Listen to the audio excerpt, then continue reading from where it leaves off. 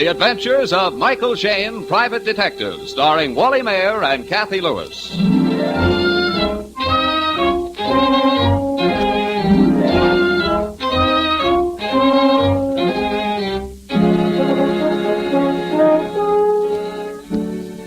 Most private detectives, when they're called into a case by a wealthy patron, are ushered into the library or the gun room or the master's private den. Not so Private Detective Michael Shayne and his attractive assistant Phyllis Knight. Oh, no.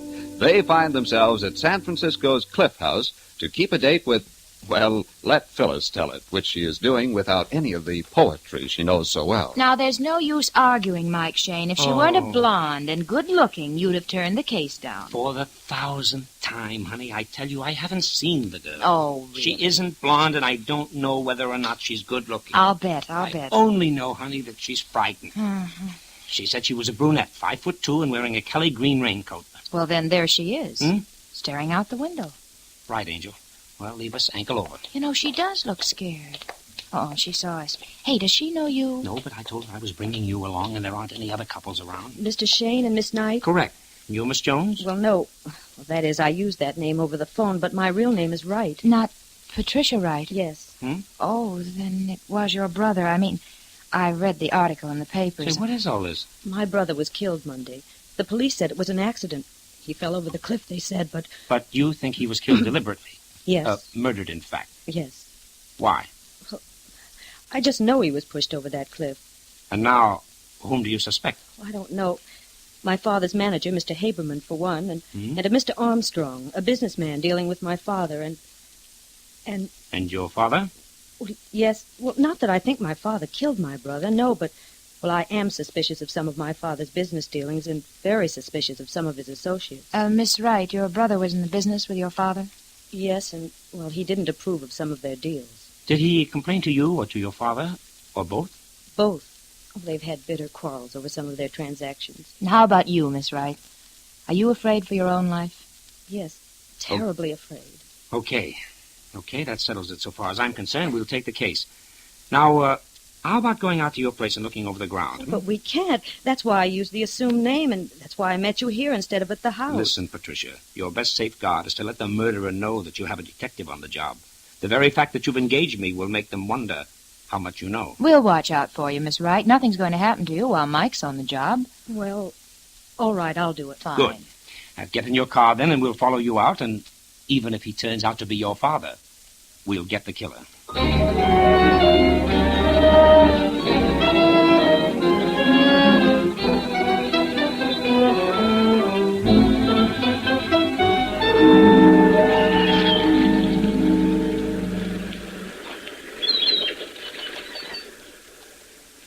It's over here, just by that white post.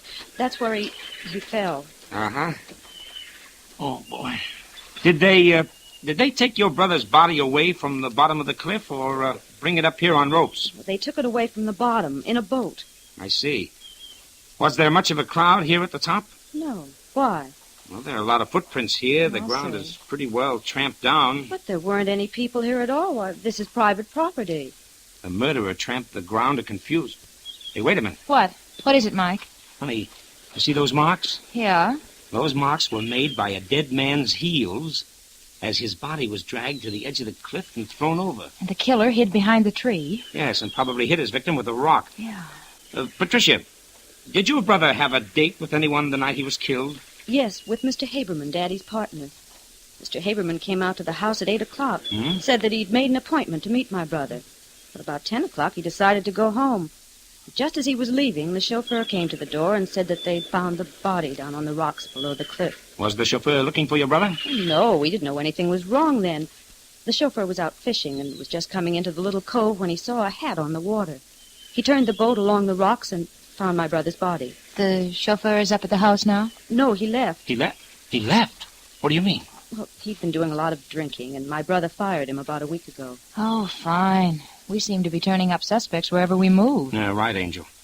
Well, Miss Patricia, will you get your father's manager and Mr. Armstrong up to the house right away? Use any excuse at all. I'll get Inspector Faraday to find the chauffeur, and we'll have a little quiz contest with Mike Shayne as quizmaster.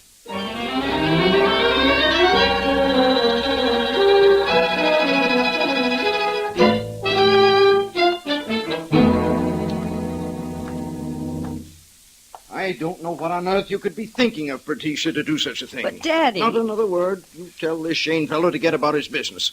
When any private detectives are hired to come to this house, I'll do the hiring. Daddy, I'm more convinced than ever that my brother was murdered. Murdered? Stuff and nonsense. My dear, you're upset. I don't blame you for that. You were very fond of your brother. But thinking for one moment that any of my business associates could be guilty of such a thing. The idea of dragging Mr. Haberman and Mr. Armstrong out here to be cross-questioned by a private detective. Why, it isn't as if there was any suspicion about your brother's death. The police were satisfied it was an accident. I'm not satisfied, however, Mr. Wright. Who are you, sir? Michael Shayne, private detective, and this is my assistant, Miss Knight. Hello, I'm very happy to meet you, Mr. Wright. I'm sorry I can't say the same. I hate to appear impolite, but I must ask you to leave my house immediately. Well, let's go, Mike. We don't have to take this sort of thing from anybody. Just a minute, Angel. Well, really. Mr. Wright, I suppose you realize that by your attitude, you're casting a lot of unnecessary suspicion on yourself. Why, you impudent young whelp. If I were a younger man, I'd thrash you within an inch of your life, you... Will you leave quietly, or will I have to have you thrown out? Evidently, there's company at the door, and I'd much prefer not to have to introduce you. Pardon me, sir, but Mr. Faraday. Faraday? Detective Inspector Faraday, sir. With the chauffeur, sir. Hello, Mike. Phyllis? Hello, Inspector. Mr. Wright here was just about to order us thrown out. He won't have a private detective around the place. I see. Well, maybe he'll let you stay as my assistant. What on earth are you talking about? I'm talking about the fact that we're here to investigate the death of your son. I'd just as soon get on with the questioning if you haven't any objections. Will you have everybody come in here? Inspector, they're all out in the front hall. I don't know what this is all about. I'm only the chauffeur. I haven't done anything. I'll sue you for arresting me. That's what I'll right. Be sure and do that. All right, into the front hall. Ridiculous thing. Well, which one of you is Haberman? I'm Mr. Haberman. Why? And Armstrong, that's you, I suppose. Mm-hmm, correct. Now, I don't know much about this except what Mike told me over the phone, but I understand that you, Mr. Haberman, had an appointment with Mr. Wright, Jr., the deceased, the evening he was killed. Yes, that is true. what was that meeting about? Well, I don't see that's any of your business. You can answer that question here and now or at headquarters later. Take your choice. Well, it was a business matter. Don't answer him. But right, if I don't, he'll take me in and... And he'll have to answer in the long run. It was business, and young Mr. Wright was going to tell you that he wouldn't play along with the kind of deal you and his father were cooking up, correct? Well, that's putting it rather strongly. He was a young fellow, too many idealistic ideas for the business world. I was quite certain I could straighten him out when we sat down and talked it over. And when he wouldn't listen, you threatened his life. Of course not. You didn't see him that night at all? No, I didn't. And you weren't anywhere near the top of the cliff between 8 and 10:30? I most certainly was not. Can you prove that? I can. I sat and talked with Mr. Haberman all evening. And Mr. Armstrong, I suppose you have an alibi, too? Well, I don't know. I think I was at a picture show that night, but I wasn't keeping track of my movements. I wasn't anywhere near this house, though. Mm-hmm. Oh, Inspector. Yes, Mike. Come here. I think we ought to do some checking on the murdered man's papers. We might find something that would give us a lead. You're probably right, Mike. Okay, you can all go now. But don't leave the place. We may want a few more answers before we leave. Miss Patricia. Yes, Inspector. Will you take us to your brother's room? We'll see what that leads us to.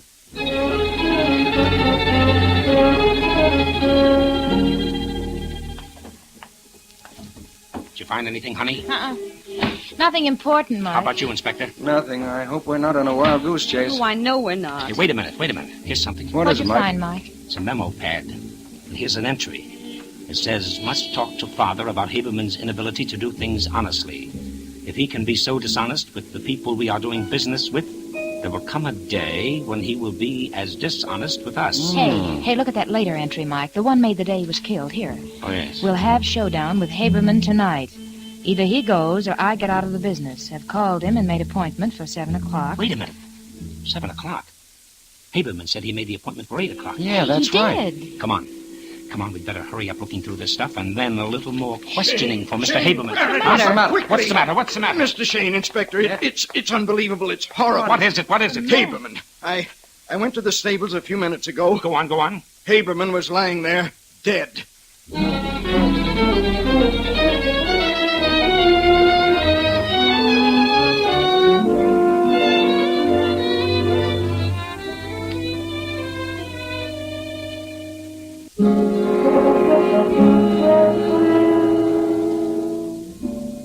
It is a few minutes later. Mike, Phyllis, and Inspector Faraday have reached the stables and stand looking down at Haberman's body.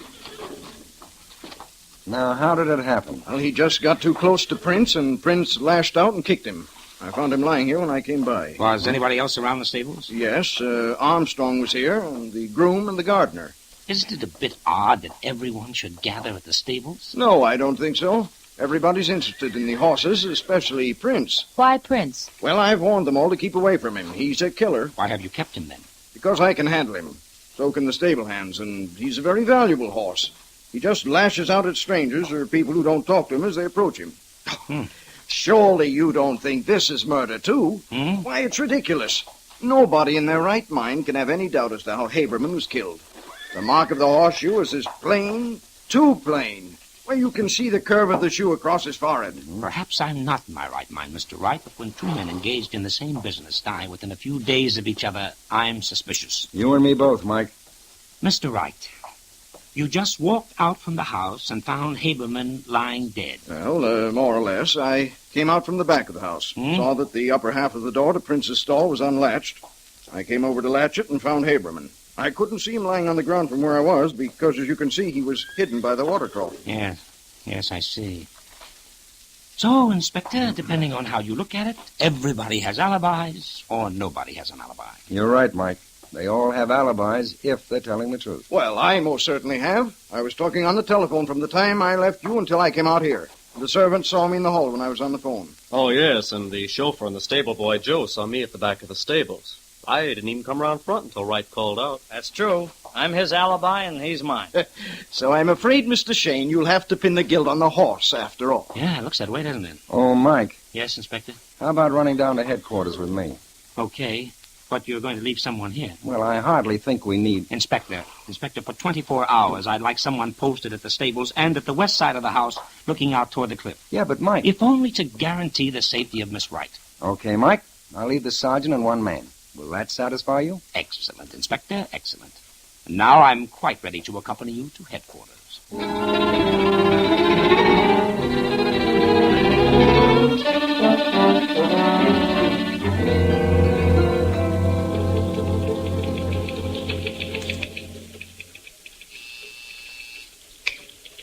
Okay, here you are, Inspector. Report on a threatening telegram.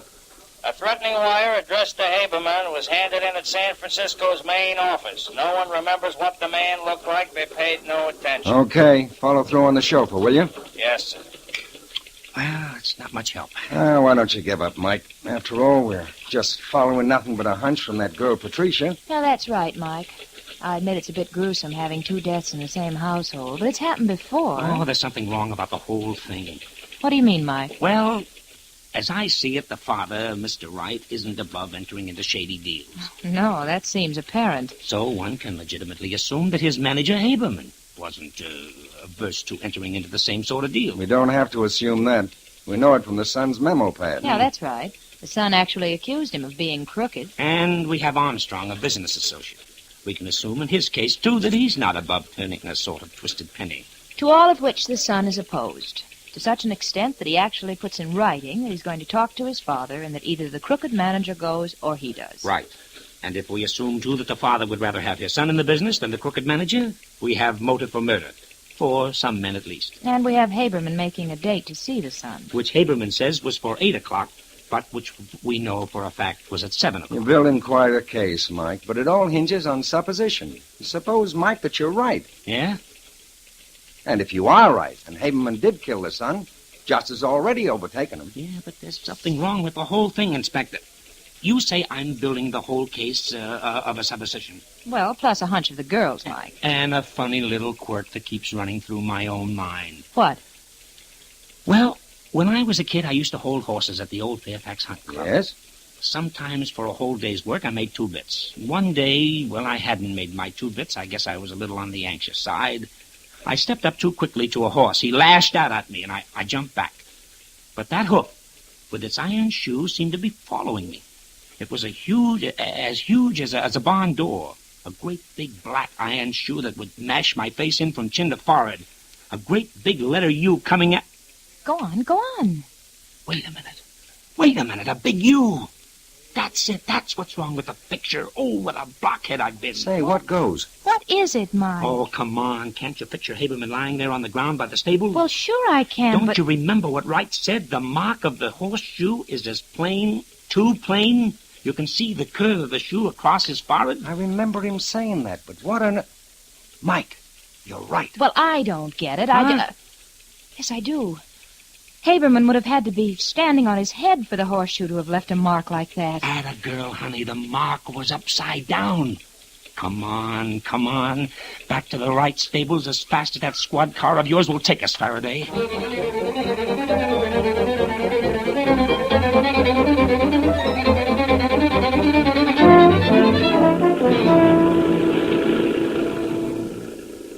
Go right back to the stables, Inspector. We can park there. Right, Mike.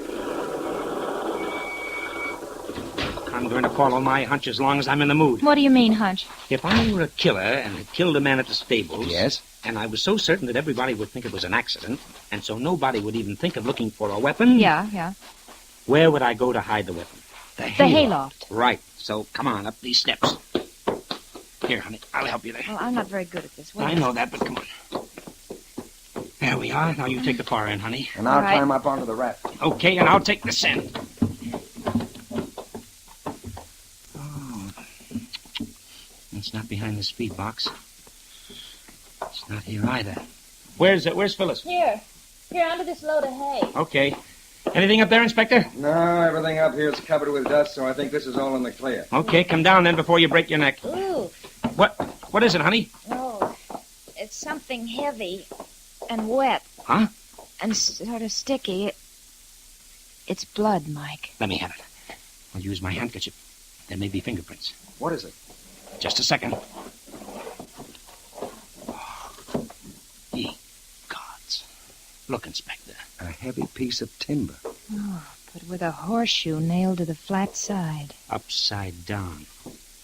Okay, let's keep our find a secret and continue our quizzing.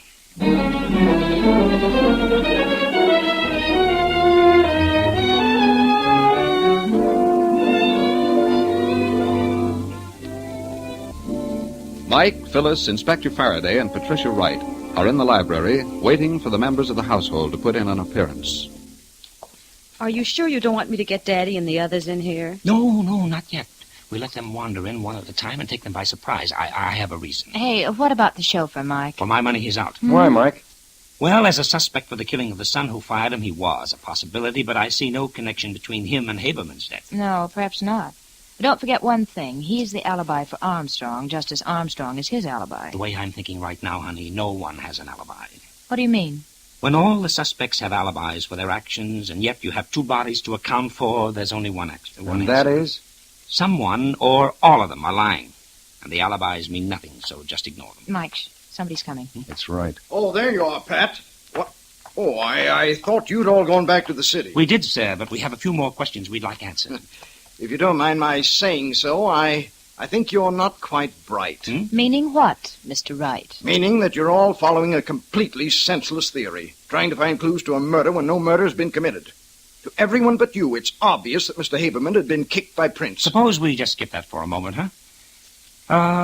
Mr. Wright, just exactly what is the relationship between your firm and Mr. Armstrong? I don't see that it's any of your business. Oh, now let's not go through that routine If again. you'd let me finish, I still think it's none of your business, but I'm perfectly willing to tell you.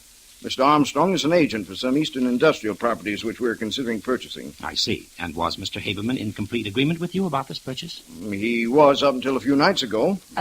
What or who changed his mind? Well, my son wasn't too happy about the deal, and I think he changed Haberman's mind. When did your son tell you that you either fired Haberman or he would leave the company? What? Why? No. Don't get all insulted and abusive. We know your son did tell you that. Patricia, if you... Your daughter had nothing to do with our knowing that, Mr. Wright.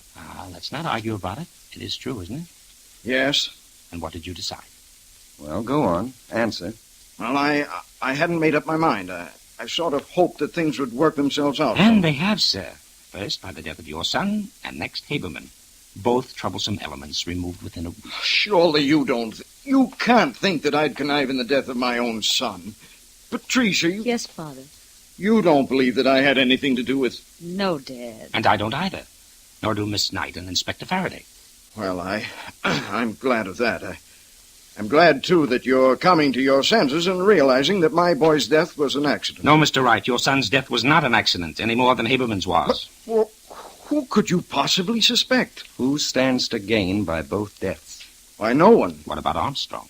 Armstrong? But Armstrong...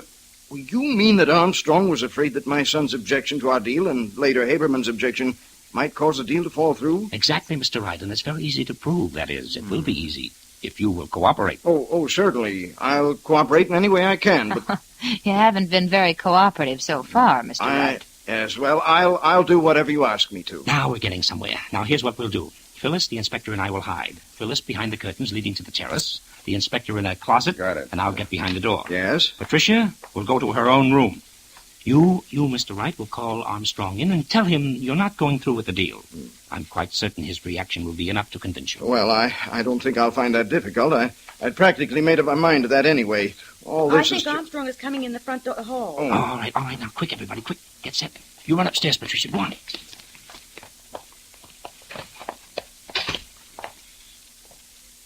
Okay, Wright. Call him in. That you, Armstrong? Yes. Did you want me? Yes. I think, in spite of all the tragedy around here, that we ought to arrive at some definite conclusion about this transaction. Well, I suppose you're right. I didn't want to hurry you or seem aggressive with all the things that have happened. Yes, I understand. But it is an excellent opportunity, and I know you'll make a mint out of it. I'm not going through with it, however. What? I'm not going through with it, Armstrong. Oh, you're not. Well, that's what you think. What was that you said? I said that if you think you're going to back out now, you've got another thing coming. Oh, wait a minute, You're not Armstrong. leaving me holding the sack. I've obligated myself to those properties, and you're going to buy them. I'm most certainly not going to buy them if I don't want And maybe to. this will persuade you. Put that gun down, you fool! Drop it, Armstrong. The next time, be faster. What is this? Is this a trap? In a way it is, yes, and apparently quite a justifiable one. I must apologize for the gunplay, and I must apologize for being quite slow and somewhat blind. Blind, Mike? Yes, I should have noticed long before this that Mr. Armstrong was left-handed. I didn't, however, until he whipped out that gun of his with his left hand. Left-handed? Yes, Phil, left-handed. What does that matter? I've been left-handed all my life. Yes, Armstrong, left-handed. I think you can produce the evidence now, Inspector. Right, Mike. Did you ever see that weapon before, Armstrong? Where did you find it? In the hayloft. That's where you hid it, isn't it, Armstrong? Okay, Inspector, I don't think we'll get any more argument out of him. You ready, Armstrong? Yes.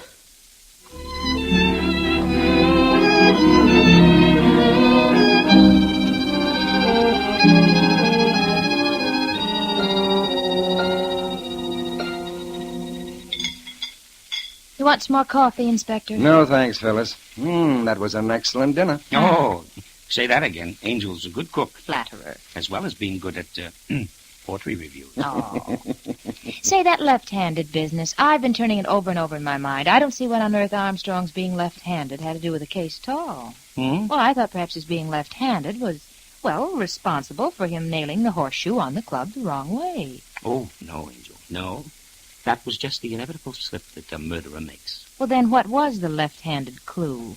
When I remarked on Armstrong's being left-handed, you repeated it after me, remember? Yeah, sure. I caught the look in Mike's eye and repeated it after you. Well, yes, I remember that, too. It impressed me, but I didn't catch on. Ah, then it impressed Armstrong, too, and he didn't catch on.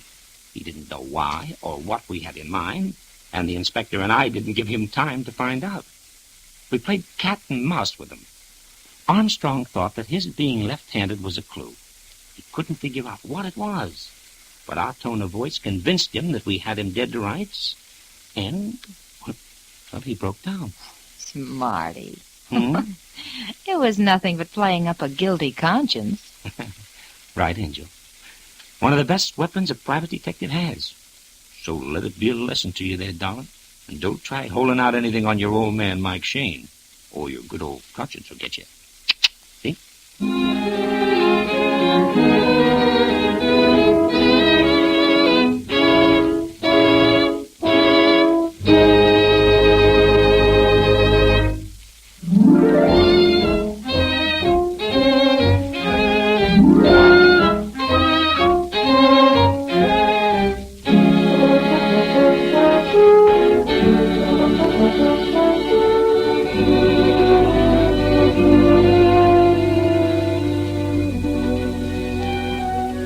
Tune in again next week at 8:30 for another adventure with Michael Shayne, Private Detective, starring Wally Mayer and Kathy Lewis, and Joe Forte as Inspector Faraday.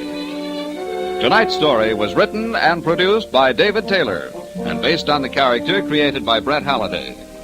Music was composed and directed by Bernard Katz. This is John Lang saying goodnight for the people who make 76 gasoline and Triton Motor Oil. Union Oil Company.